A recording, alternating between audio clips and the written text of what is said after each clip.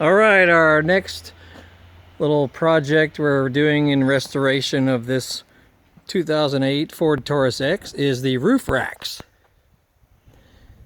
Here's the original. You know how the black plastic starts to fade over time? Very annoying. Sure, you can wipe, stuff on them to try and improve them and all that, but, in a lot of roof racks, the silver starts to flake off, as well as the black starts to fade, like on the driver's side over here. This looks just hideous. Totally hideous, as well as it's all faded. So at the junkyard we got a much nicer set that I have now restored. I restored it by taking it apart, and then you get your spray paint that's for trim and bumper paint. Good old Rust-Oleum product. So I basically took it apart, cleaned it off, everything was kind of dirty under there, as well as getting some silver metallic paint for the railing.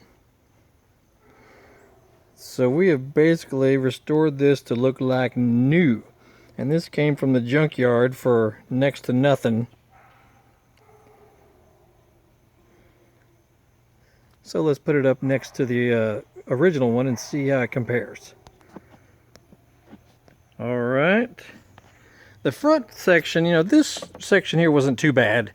It wasn't faded as much as the rear plastic section. This just starts to turn gray. It fades so bad. As well as the railing. The channel right here starts to fade also. Of course, this car is almost 12 years old, so what do you expect? But, just for a few dollars in paint and just a little bit of scuffing, with a sanding sponge. Not much effort at all it took to do this. Friggin' looks like new, man.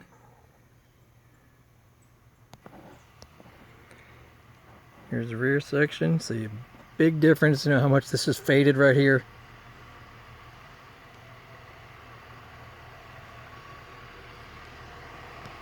Not a difficult job, but big difference, man. Difference. Remarkable difference.